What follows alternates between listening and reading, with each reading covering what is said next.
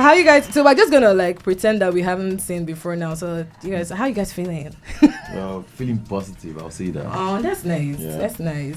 So have you been able to have like some nice jollof rice and plantain since you got out on Sunday? Well, if you call it jollof rice, not my favorite meal. But you've not had your favorite meal yet. Yes, pounded yam and egusi soup.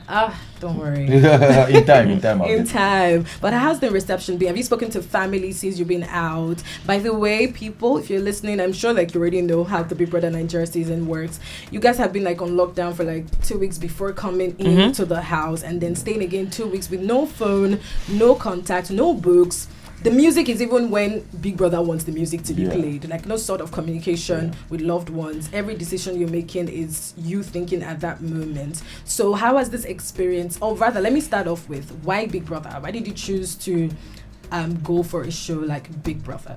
Okay, I feel like people look at me and be like, oh, where are you going to? But I would say that I'm not the kind of person that sticks to one thing. Okay. So being a therapist is one thing, but that's not just my whole life. I love creating content. I love being a creative director and just putting in, my talent in storytelling into something else. So I was like, I need a soft landing. I need a launch pad into, that industry, and what's better way to do it. Even if my personality was not shown like that, it's still an amazing personality, and I believe that's why I was chosen to be in there. And I feel like the people that saw it and they loved it. And so Big Brother, because a launching pad, and I'm very grateful I got to launch that pad. That's nice. What about you, Danboskid? Oh, well, when you said why Big Brother, what came to mind was why not Big Brother? Because honestly, I've been in the entertainment industry for quite a while now. From my first pageant back in 2023, I won Mr. Ideal Abuja before even coming for Mr. Ideal Nigeria. And I won that and still went for Mr. Africa International as well. So I'm like, this is a good opportunity for me to put myself out there as a model, as an actor as well. Yes. This is a very great opportunity, and honestly, it is, because coming out, I saw the kind of exposure it did give me. Okay. It just depends on me right now to like make good use of the opportunity. Yeah. So even if you had spent 2 weeks there, you think that that's still enough to take good use of the platform, like you said, the soft pad for this to blossom into something that the world can see you now for who you are and the great exploits you can do in the creative industry. I mean, honestly, I wanted to stay in there more, but I would make good use of the time I had, like, to see an outcome of it. Okay, that's quite interesting. Let's start with you, Ivy.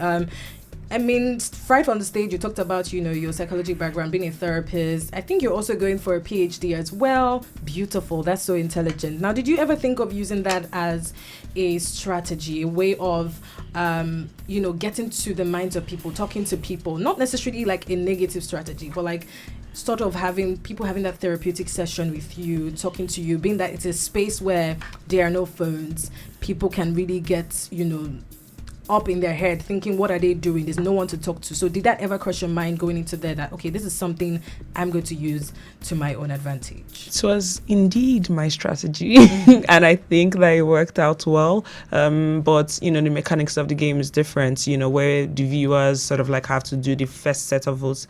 But I believe that if they didn't have to, and it was nomination based, especially seeing from the first nomination, I had 0. I think that it worked out well. So my strategy was actually having stronger alliances, which I think worked out for me. I had strong and even soft alliances. So it was like, I was honest, which was I'm going to be myself, which is the kind of person that cares, empathetic, all of that, right? But I am also going to be the kind of person that works with people there, sort of like becomes a core and center of the house. So if anything is falling apart, I'm just there. So put the pieces together. So when they feel like they have to nominate somebody, nobody wants to nominate the core, nobody wants to nominate the center or the person that is pulling everything up, because there's some kind of safety that's already, built in there. And that's what I did, and I believe that if the nomination dynamics were different, it would have worked out perfectly, because I've asked around and everybody's like, nothing different, like your strategy was solid and your strategy was done well. Fantastic.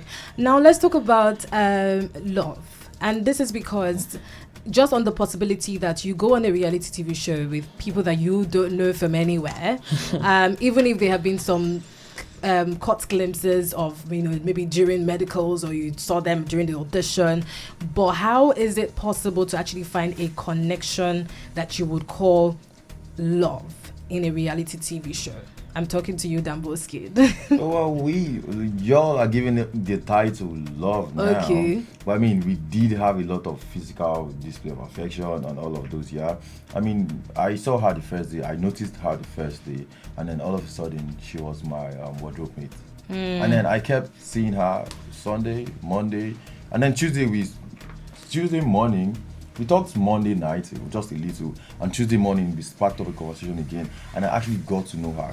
I mean, aside her being pretty, taking care of herself, she's a black melanin girl. And then, most dark girls, they want to like bleach, and then after they've had all those hate comments, they want to bleach out.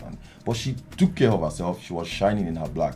So like, aside that, she knew how to hold good conversations. Yeah? And that was what got me so attracted to her, because I got to know her and I found things that we had in common. So like, that was what brought me so close to her. And she was the kind of person that would always go in a shell. She looks all right in the outside, but she would go to the toilet to cry and come out and start looking like she's all right. But she's not. And that's the kind of person I am. I would always want to look like I'm fine. When I'm inside, I try to get my shit together. But then sometimes once I cry, I feel better. That's how it is for me. So like, I found so many things in common with that, and I just fell for that, because like that, I was seeing a reflection of me. Yeah, and that connection. That was why it happened so fast. And honestly, I did like it. Like, I would always say, it wasn't a long time, but it was a good time. Yeah. Nice. Not a long time, but a good time. Yeah. Now, this is a family radio station, right? And we're really very upright when it comes to family values. Now, let me ask this to both of you. What was one moment, whether caught on camera or not, that you felt like that reminded you of home, or even your family values, or just thinking about your family watching you, that just made you have that little sober or reflection moment in the house?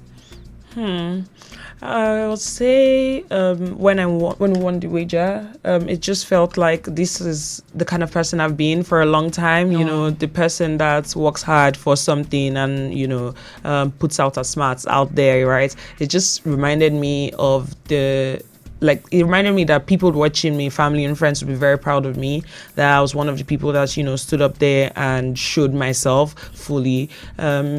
Being inside the house can be, you forget about the outside world a lot. You do forget. But sometimes when you can see that, okay, we're doing this for an audience, it feels like, awesome, it feels warm. So I think the last wager, task that I was a part of, was I had it in mind that I want to work, or I want to present this in a way that people outside will be very proud of me. That's nice. What about you, Danboskid? Well, I feel pretty much the same thing, but I'd say like 80 to 90% of my time in the house, if my dad and mom were watching, they'll be like, yes, this is my son. Because if you were watching, I was first calm in the beginning. I was trying to observe things and all of those. I wasn't mingling with all the guys. I was just doing it at my own pace. And my dad knows me for that. But when it came to workout, task, I was always active. That's who I am. In my daily life, I might just look calm and things like that. But once you approach me, I put up that smile. And when it's work, I'm always active. From workout to the task to the partying. So like, that's just me. I seem calm. I am calm. But then when it comes to bringing out the energy, you really want to bring the energy out of me, and that's how it is. Nice. So now this one, second to the last question, would be, what is something that you did you discover something new about yourself in terms of strength or a weakness that the house, made you discover about yourself that you didn't know, or maybe you had suspected, but that was, you just got that strong feeling that, oh, I've learned something new about myself now, being with 28 other new people. So can you share that with us? Yeah, I would say that it affirmed that my boundaries were firm, and I was a firm person in the house. Not because a lot of crazy things were sort of like thrown at me, but just because there were times where people would poke me or push me, but I made my boundaries clear. You can't do that. You shouldn't do that. And please don't do it the next time, because consequences will be hard. So I think just understanding that my boundaries were there, and I was the kind of person where people started to know what my boundaries were. And even in situations that seemed very, they were unkind to me, right? I would say, like in friendship dynamics and all of that, I was able to understand and listen to myself and say, this, this situation is bad for you. I call it like it's fire on my feet. So I started to think like, what is this? Yes. Something is wrong. But I was able to sit down, introspect, and say, I will leave this situation and I will put myself first. So boundaries for you. You're a very firm person and you stand on it. Exactly. What is it for you, Danboskid? Quickly. So for me, I wouldn't call it a discovery. I would say a lesson I learned. Yeah. Okay. Me being the calm person. Yeah. Being in a game like that, there's one thing you should have in mind. Time is against you. Yeah. So I feel the lesson I learned was, I feel if I was more social, if I was trying to make more friends and not just try to be in my shell, I would have stayed longer and people would have seen me more. So that's the lesson I learned. All right, thank you so much. I do wish you all both the best in your endeavors. Of course, you can catch more information about them, talking about their future plans on our Instagram at Super FM Lagos, on every other social media platform as well, Super FM Lagos. Yes, so don't forget to follow us and check it out. Thank you so much, Danboskid, and thank you so much, Ibifubara. Thank you so much for being here with us as well. Sure. It's still your one family, one radio, Super FM 92.7. Don't touch the dial. Enjoy good music.